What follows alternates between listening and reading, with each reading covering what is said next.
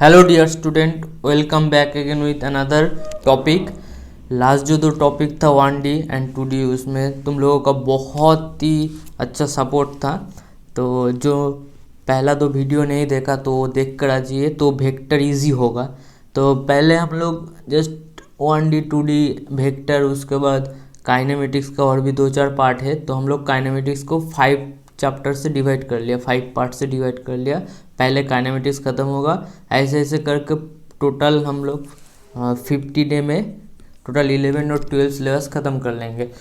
तो अगर वीडियो अच्छा है, क्वालिटी ठीक ठाक है, तो प्लीज़ शेयर करना, क्योंकि अभी एग्ज़ाम बहुत ही नज़दीक है, फरवरी में 23। तो जो जो जिसको रिक्वायर्ड है वीडियो का, तो यूट्यूब की भी जो भीड़ है उसमें खो जाएगा। तो please share this.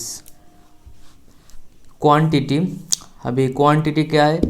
Quantity just हम लोग कोई भी चीज़ जितना भी है दुनिया में, तो सबको हम लोग क्वांटिटी कहते हैं। तो अभी क्वांटिटी का दो पार्ट है। अभी फिजिक्स क्या किया, फिजिक्स लॉजिकली चलते हैं, तो फिजिक्स क्वांटिटी को दो पार्ट से डिवाइड कर दिया। पहला क्या किया, पहला तो उसको फिजिकल क्वांटिटी नाम दिया।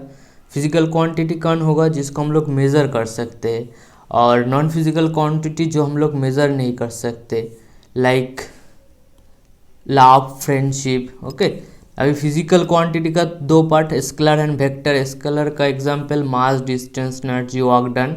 सिमिलरली वेक्टर का भी बहुत एग्जांपल है, force, torque, displacement, velocity, acceleration, different type of example.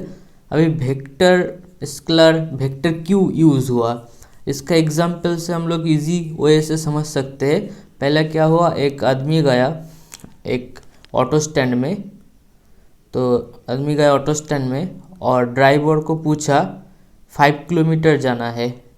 अभी ड्राइवर कॉन्फ्यूज़ हो गया, बोला 5 किलोमीटर जाना है तो कहाँ जाना है? तो 5 किलोमीटर ऐसे जा सकता है auto, east west, south east west, north west, तो कोई भी डायरेक्शन में जा सकता है। इसलिए ऑटो वाला जो है तो कॉन्फ्यूज़ था। जैसे सिमिलरली और एक दिन क्या हुआ, और एक आदमी आया और पूछा मुझे ईस्ट में जाना है। अभी ईस्ट में कितना जाना है भाई? ऑटो बोला तेरा तुझे कितना जाना है भाई? कोई तो एक वैल्यू होगा, मतलब इसमें कुछ क्वांटिटी है जिसमें हमें मैग्नीट्यूड एंड डायरेक्शन दोनों बोलना चाहिए, नहीं तो वो क्वांटिटी एकदम इनवैलिड होगा। ओके, ये जो टॉपिक था ये तो क्वांटिटी से ही बेस है। क्वांटिटी का ही एक पार्ट है फिजिकल क्वांटिटी, उसका भी एक पार्ट है वेक्टर क्वांटिटी। तो एक क्वांटिटी डिफाइन तब होगा तो जब उसका स्केलर एंड वेक्टर दोनों, मतलब मैग्नीट्यूड दोनों है, उसका मैग्नीट्यूड एंड उसका डायरेक्शन दोनों होगा, तब हम लोग उसको वेक्टर कहेंगे। तो वेक्टर क्वांटिटी का बहुत ही इंपॉर्टेंट है। इसमें क्या इंपॉर्टेंट था, इसमें डिस्प्लेसमेंट इंपॉर्टेंस था। अभी सेंटर की रेस्पेक्टिवली 5 किलोमीटर एक सर्कल भी हो सकता है, तो सर्कल में हर एक पॉइंट में जा सकता है। तो इंडिविजुअली कौन सा डायरेक्शन है ये बहुत ही इंपॉर्टेंट है। नेक्स्ट, तो वेक्टर हम लोग ऐसे साइन से डिवाइड करते हैं। ऊपर देखो ये जो साइन है इसको जस्ट वेक्टर नोटेशन, ये कॉन्फ्यूज होता है क्या ये डायरेक्शन है? एकदम नहीं, दिस इज नॉट डायरेक्शन, ये जस्ट नोटेशन है। ऊपर जो ये वाला है ना, ये एरो, तो ये जस्ट नोटेशन है, कभी भी इसको डायरेक्शन मत समझो, ये नोटेशन। अभी कोई भी वेक्टर को हम लोग लिख सकते हैं मैग्नीट्यूड ए वेक्टर इनटू उसका डायरेक्शन और यूनिट वेक्टर। वेक्टर का दो पार्ट, बहुत सारा पार्ट हो सकता है, coplanar, concurrent, coplanar, non coplanar. Okay, तो इसका कुछ एग्जांपल है। पहले कोप्लानर में देखो, इधर एक एग्जांपल है like vector, unlike vector. Like vector क्या है? जब दो ही वेक्टर क्वांटिटी एक ही डायरेक्शन में है। अनलाइक कब होगा? जब दोनों का डायरेक्शन अलग है। अभी इसमें क्या, इसमें और एक वेक्टर है लाइक ये वाला। इसमें देखो क्या हुआ, दोनों ही एक ही प्लेन में है और एक पॉइंट से गुजर रहा है।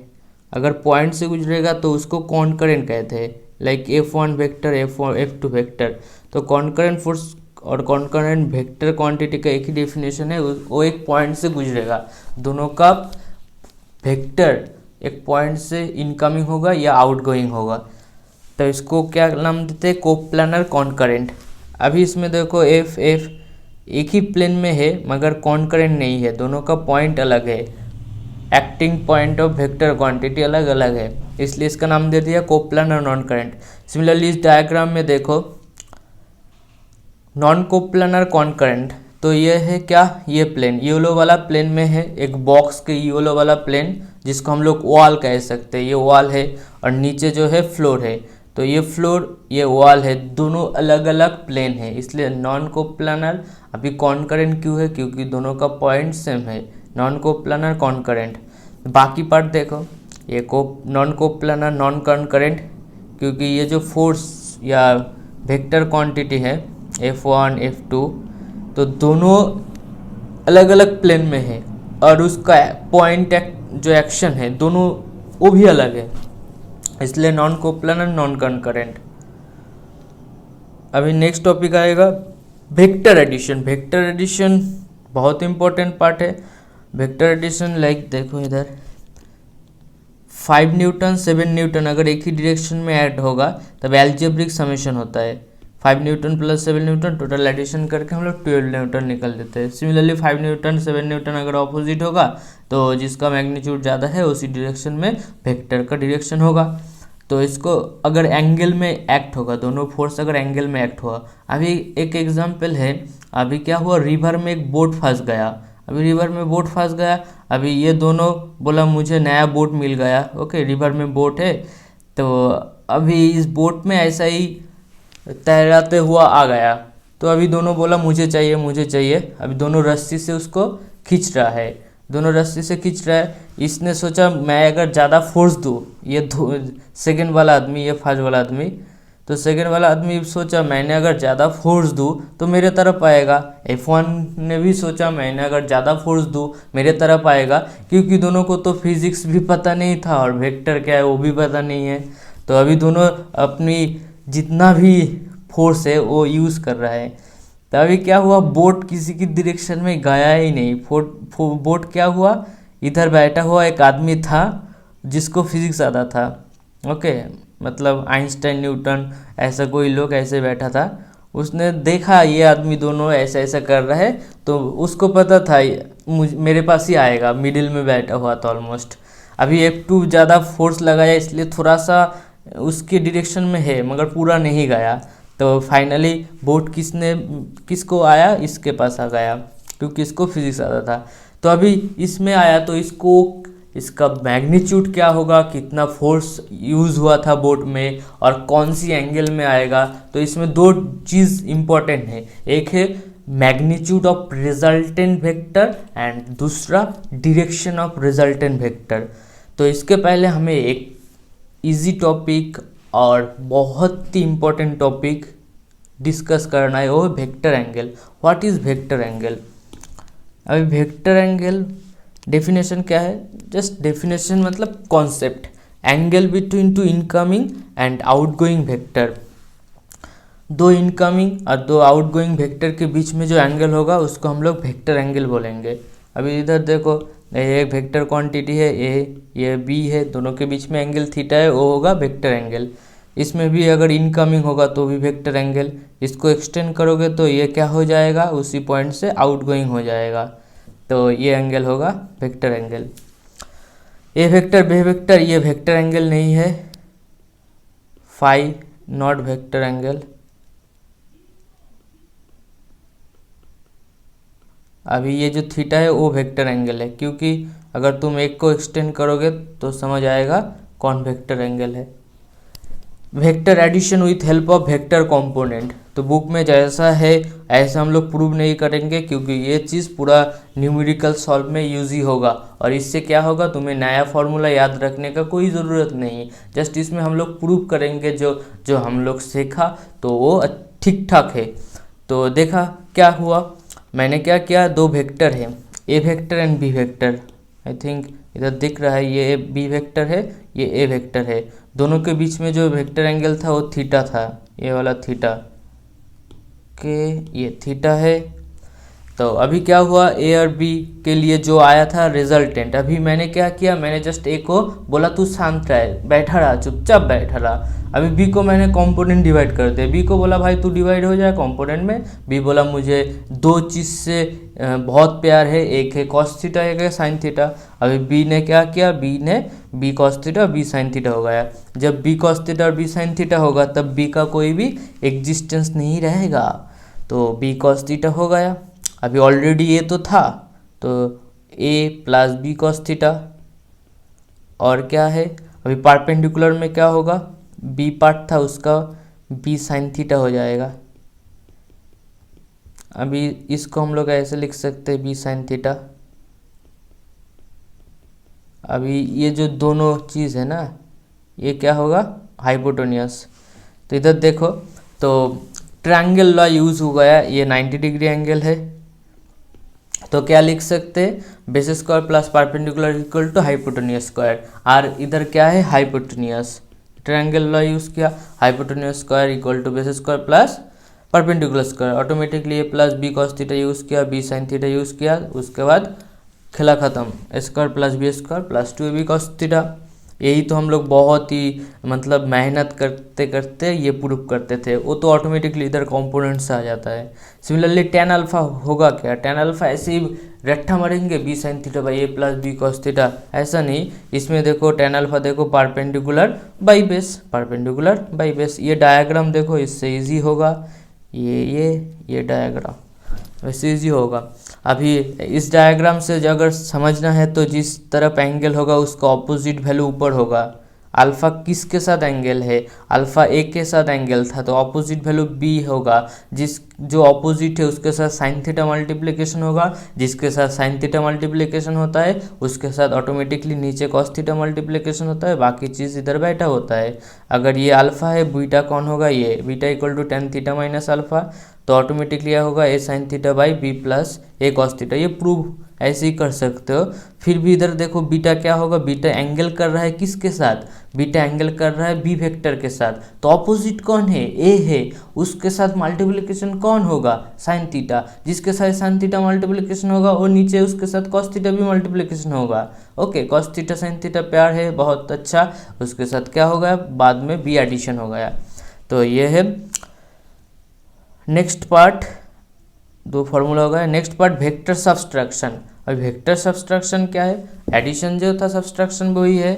अगर मुझे ऐसे लिखा है इधर B vector minus A vector, अगर ऐसे मुझे फाइंड करना है जो सब्सट्रैक्शन है, तो तब क्या होगा, B vector plus of minus A vector, तो ए वेक्टर को उल्टा कर दो, खेला खत्म। तो ए वेक्टर था बी वेक्टर था, तो अगर मुझे इसे माइनस करना है तो माइनस ए वेक्टर कर दिया। तभी बी वेक्टर का दो कंपोनेंट बी कॉस थीटा गया, बी साइन थीटा आएगा, तो B cos theta minus A vector ये बेस में है, B cos theta minus A vector. तो सिमिलरली पहले जो किया था कंपोनेंट ऐसे ही प्रूव करेंगे, B cos theta minus A उसका square B sine theta square. तो इसको जस्ट सिंप्लीफाई करो, A square plus B square minus 2ab sine cos theta आ जाएगा। ये है सब्सट्रैक्शन। अभी सब्सट्रैक्शन का एप्लीकेशन क्या है, एप्लीकेशन ऑफ सब्सट्रैक्शन वेक्टर बहुत इंपॉर्टेंट है भाई, सब्सट्रैक्शन बहुत इंपॉर्टेंट है। ओके, रिलेटिव वेलोसिटी, इसका एप्लीकेशन फर्स्ट एप्लीकेशन है रिलेटिव वेलोसिटी। रिलेटिव वेलोसिटी का भी बहुत टाइप हो सकता है, एग्जाम में कुछ भी आ सकता है, river boat problem, rainman problem, plane wind problem, relative projectile, कुत्ता बिल्ली प्रॉब्लम, बहुत कुछ हो सकता है, और भी जो भी हो सकता है, मिनिमम डिस्टेंस प्रॉब्लम। ओके, तो जस्ट में रिलेटिव वेलोसिटी ठीक ठाक आना चाहिए। अभी रिलेटिव वेलोसिटी ठीक ठाक आने का मतलब तुम्हें सब्सट्रैक्शन आना है, वही हम लोग देखेंगे। पहले तो रिलेटिव वेलोसिटी थोड़ा समझ ले। रिलेटिव वेलोसिटी बहुत कुछ हो सकता है, लाइक मेरा कितना उम्र, ओके, किसी की रेस्पेक्टिवली, ओके, एक बच्चा है या कोई भी है, तो रिलेटिव एज जैसा है, सिमिलरली वेलोसिटी को हम लोग रिलेटिवली समझ सकते हैं। तो like velocity of A with respect to B, उसको हम लोग लिखते हैं velocity of A minus velocity of B. Similarly velocity of sun with respect to earth, इसका मतलब क्या है, अगर मैंने अर्थ में बैठा हुआ और सन में देख रहा हूँ, सन को अगर देखेंगे तो velocity of sun with respect to earth, क्यों मैंने फ्रेम मेरा क्या है अर्थ में बैठ गया, तो इसलिए velocity of sun with respect to earth, ये कैसे होता है, velocity of sun minus velocity of earth. अभी सन का वेलोसिटी 0 है, 0 पुट कर दिया, वेलोसिटी ऑफ अर्थ का भी डायरेक्शन पता है। वेलोसिटी ऑफ अर्थ कैसे घूमता है, वेस्ट टू ईस्ट घूमता है। इधर देखो वेस्ट टू ईस्ट घूमता है, तो अगर अर्थ अगर वेस्ट टू ईस्ट घूमेगा तो सन क्या होगा, माइनस साइन है, तो ये इधर पुट करना, तो क्या होगा, ईस्ट टू वेस्ट हो जाएगा, ऑपोजिट हो जाएगा। इसलिए हमें क्या देखता है, हमें देखता है सन ईस्ट से वेस्ट हो जाता है। मगर एक्चुअल में क्या होता है, एक्चुअल में अर्थ घूमता है कौन सी डायरेक्शन में, वेस्ट टू ईस्ट। ये रिलेटिव की वजह से होता है, क्योंकि हम लोग ऑटोमेटिकली अर्थ में बैठा हुआ हो, तो velocity of sun with respect to earth. Similarly और एक एग्जांपल देखो, velocity of tree with respect to train. इधर एक ट्री है, अभी इधर गाछ है, ट्री है, तो हम लोग क्या किया, जस्ट ऐसे बैठा रहा था, बाहर देखा जस्ट इसका मूवमेंट हो रहा है पीछे। क्यों हो रहा है, तो हम लोग बैठा हुआ किधर, हम लोग ट्रेन में बैठा था,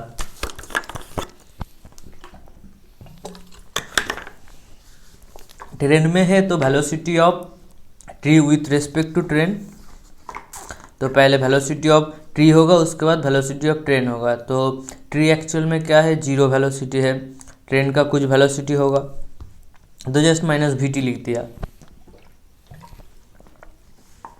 इसलिए ट्री है, ट्रेन जिधर भागेगा ऑपोजिट ट्री भागेगा। नेक्स्ट एग्जांपल देखो, रेन वोमैन प्रॉब्लम, जस्ट थोड़ा मॉडिफिकेशन कर दिया, मैन की जगह वोमैन रख दिया, क्योंकि मैं इधर एग्जांपल जो है एक लेडी है। तो अभी लेडी क्या किया, ऐसे ही बस स्टैंड में खड़ा था, अभी बस नहीं आ रहा था, इसलिए क्या किया, उसने मूव करना स्टार्ट किया। तुम जब तक अगर तुम ऐसे ही जस्ट रेस्ट में रहोगे, तब तक तुम भीगोगे नहीं। जब इस तरह तुम्हारा मूवमेंट होगा, मूवमेंट होगा, तब वाटर पार्टिकल हिट करेगा, ओके, पैरों में हिट करेगा। वो क्यों होता है, उसका थोड़ा लॉजिक समझते हैं। जब ये पार्टिकल था ऊपर, इसको सब रफ कर दो, इसको भी रफ कर दो। अभी ऊपर से पार्टिकल गिर रहा था, मतलब वाटर पार्टिकल, एकदम लास्ट एंड वाला पार्टिकल, इसका वेलोसिटी इसी डायरेक्शन में था, ओके, तो इसी डायरेक्शन में था, और ये देख भी रहा था, ऐसे ऐसे देख रहा था, बड़ी बड़ी आंखों से देख रहा था, वाटर पार्टिकल गिर रहा है। तो वो जब गिर रहा था तो बाहर गिर रहा था। हम लोग पहले वेलोसिटी ऑफ पॉइंट को 0 कर दिया, मतलब पॉइंट की वेलोसिटी नहीं हो रहा है, एकदम पार्टिकल ऊपर से नीचे गिर रहा है। जब ऐसे गिरेगा तब ये तो देखा, तो कुछ टाइम बाद क्या हुआ, इसने मूव करना स्टार्ट कर दिया। जब भी मूव करेगा तब क्या होगा, अगर जब पार्टिकल ऊपर से नीचे आया, मतलब जब भी इस पॉइंट से नीचे आया, तब तो उसका थोड़ा टाइम लगेगा ना, इधर से इधर आने में थोड़ा सा टाइम लगा, क्योंकि इसका एक डिस्टेंस होगा, हाइट होगा, तो इसका टाइम कितना होगा, h by velocity of rain, h by velocity of rain. अभी उसी टाइम में क्या हुआ, t equal to h by velocity of rain, उसी टाइम में ये अगर मूव करेगा, बस तो आ नहीं रहा, क्या होगा, ये इसको तो मूव करना होगा। अभी ऊपर वाटर पार्टिकल इस पॉइंट से इस पॉइंट में जब गिरेगा, नीचे गिरेगा, तब ये अगर मूव करना स्टार्ट किया, तब इसका इस पॉइंट से इस पॉइंट में जाने में जो टाइम लगेगा, वो टाइम क्या होगा, distance r by velocity of woman. तो ये दोनों अगर इक्वल है, तब ये जो बूंद है इसके ऊपर हिट करेगा, तब क्या होगा, r बाई वी डब्ल्यू equal to h by we r. मतलब वाटर पार्टिकल नीचे गिरते गिरते उसी टाइम में ये थोड़ा मूव कर दिया, तो क्या होगा, वो तो भीगेगा, इधर हिट करेगा वाटर पार्टिकल। तो r बाई वी डब्ल्यू equal to h by we r, इधर से क्या मिला, इधर से तुम्हें मिला h इक्वल टू, इसको स्मॉल h वेरिएबल लिख सकते हो, और y इक्वल लिख सकते हो y by we are equal to r by v डब्ल्यू। अभी y इक्वल टू क्या लिख सकते हैं, r v r divided by v डब्ल्यू। अभी देखो अगर ओमेन का वेलोसिटी ज़्यादा है, वेलोसिटी ऑफ ओमेन अगर ज़्यादा है तो y का वैल्यू कम है, y का वैल्यू कम होगा। y का वैल्यू अगर कम है इसका मतलब क्या है, इसका मतलब ये जो डिस्टेंस है, ओमेन अगर जल्दी जल्दी भागा तब ये इधर हिट करेगा, मतलब ऊपर से ये जो हाइट है उसका हम लोग h पकड़ा, ये वाला हाइट y बोल सकते हो, ये y मतलब इस पॉइंट पे हिट करेगा या इस पॉइंट में हिट करेगा इधर। तो जितना वेलोसिटी कम होगा उतना ही नीचे हिट करेगा। ओके, अगर वेलोसिटी ज़्यादा है मतलब ओमेन का वेलोसिटी ज़्यादा है तब ये हिट करने का पार्टिकल और भी ऊपर होगा। ओके, तो इसलिए तुम अगर जस्ट पहले क्या किया, पहले बास नहीं आ रहा था तो जस्ट मूव किया, उसके बाद तुमने जस्ट रन किया, तब क्या हुआ, तब लगा और भी ज़्यादा वाटर पार्टिकल गिर रहा है। अगर तुम साइकिल में जाओगे लगेगा और भी ज़्यादा वाटर पार्टिकल गिर रहा है, तब तुम बचने के लिए क्या करते हो, छाते को थोड़ा एंगल कर देते हो। अभी छाते को कितना एंगल करेंगे, जो डायरेक्शन होगा velocity of rain with respect to man, वही next part. Okay, rain man problem जिसको कहते हैं, velocity of rain with respect to man. हम लोग छाते को जस्ट एक डायरेक्शन में मूव कर देते हैं। कौन सी डायरेक्शन में मूव करेंगे, जो डायरेक्शन होगा velocity of rain with respect to man. पहले तो इधर गिर रहा था पार्टिकल, तब इसने देखा ये तो सीधा गिर रहा है, नीचे गिर रहा है। अगर इसने मूव करना स्टार्ट किया तब देखेगा ऐसे गिर रहा है, क्योंकि तब तो उसके इधर हिट करेगा। अगर ज़्यादा मूव करेगा तो इधर, और भी ज़्यादा इधर।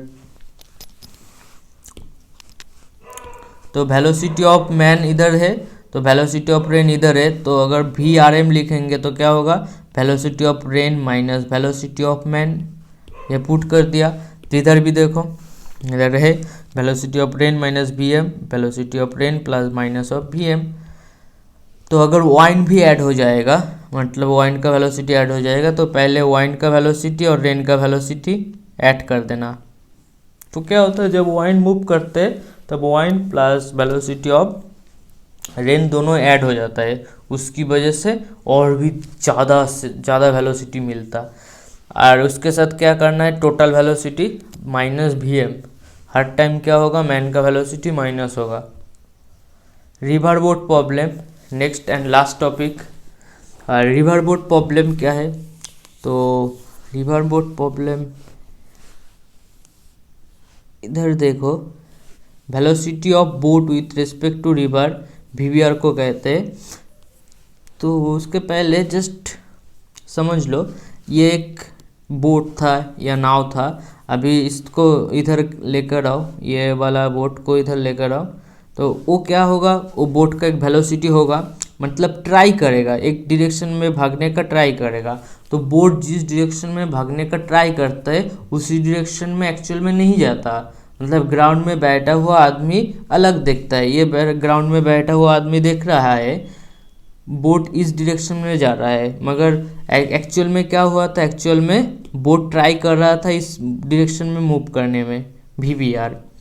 तो ऑटोमेटिकली थोड़ा एंगल हो गया। तो वीवीआर क्या है, VVR velocity of boat with respect to river, ये रिवर में मूव कर रहा है इसलिए उसका वेलोसिटी क्या होगा, velocity of boat with respect to river.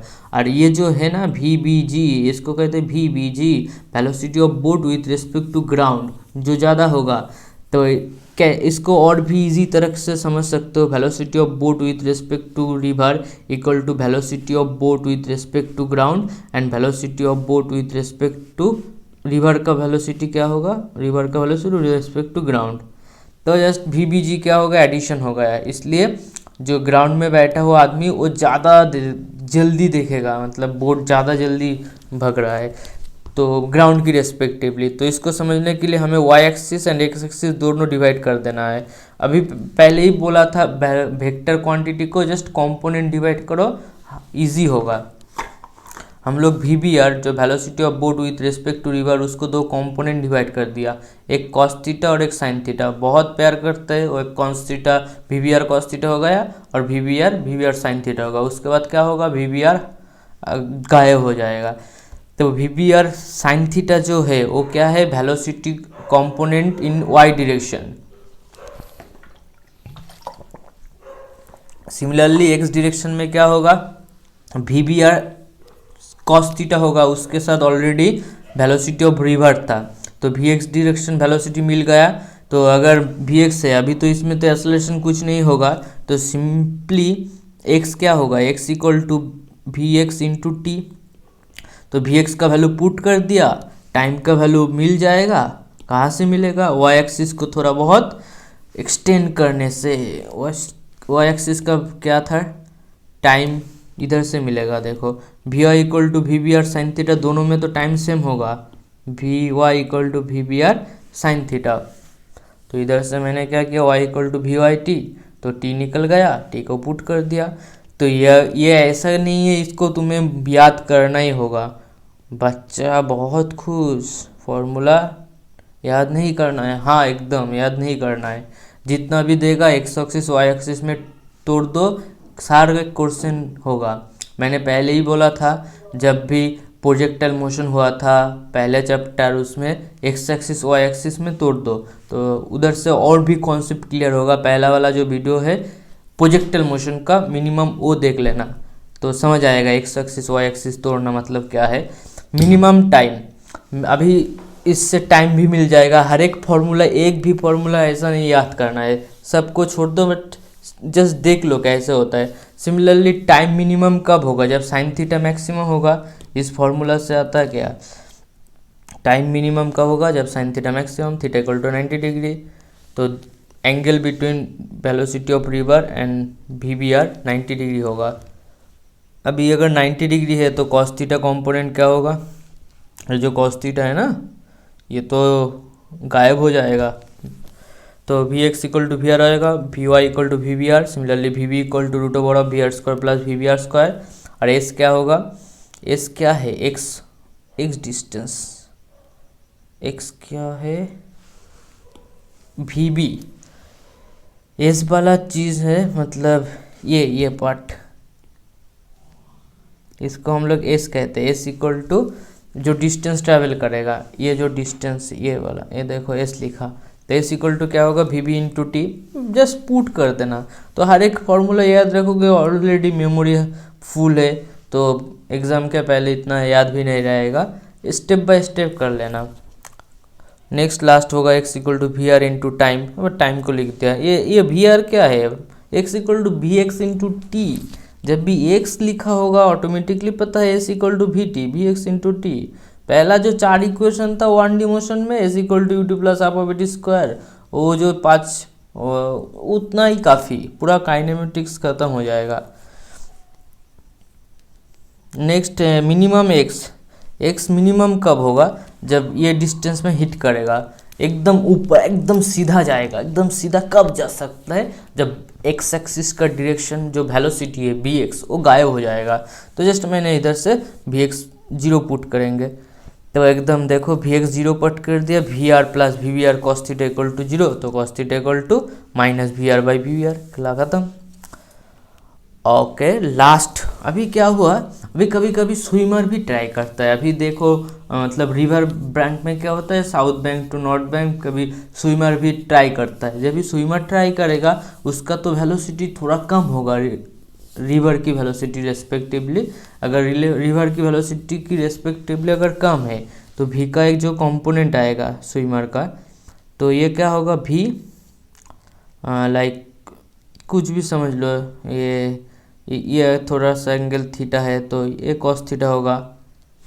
तो अगर कॉस थीटा है तो और भी छोटा हो जाएगा ना, भी कॉस थीटा।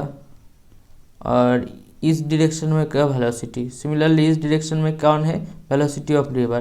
तो पहले ही बोला वेलोसिटी ऑफ रिवर ज़्यादा है भी से और स्विमर से, तो वी एस कॉस थीटा तो और भी छोटा हो जाएगा।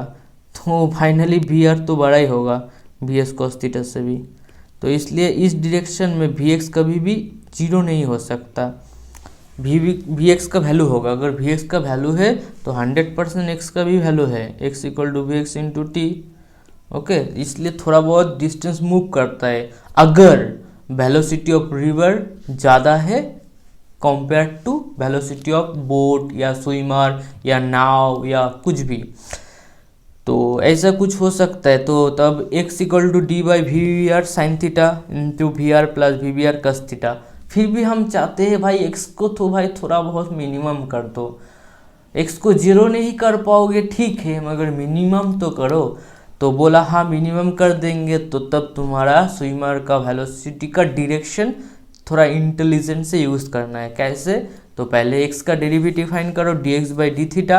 इससे जो वैल्यू आएगा तुम्हें मिनिमम फाइंड करना है। किसका? x फंक्शन का। जिस फंक्शन का मिनिमम फाइंड करना है उसको डेरिवेटिव करके जीरो लिख दो। ऐसा ही किया, स्टेप बाय स्टेप कर लेना। उसके बाद V are by we we are equal to -1 by cos theta, V R greater than V we R. अभी cos theta equal to minus V we are by we R. इससे क्या पता चला? We r तो ज़्यादा है क्योंकि cos theta 1 से कम होगा। कम होगा मतलब नीचे वाला पार्ट हर टाइम ज़्यादा होगा। तो अभी कॉस थीटा पहले क्या लिखा था? लास्ट पार्ट में लिखा था cos theta equal to minus v are by we we r. तो दो इक्वेशन ऐसा कैसे हो गया? ऐसा कैसे दो इक्वेशन हो गया? क्योंकि पहले velocity of boat with respect to river ज़्यादा था तो इसलिए वो नीचे था। अभी कौन ज़्यादा है? वेलोसिटी ऑफ रिवर ज़्यादा है compare to velocity of boat with respect to river.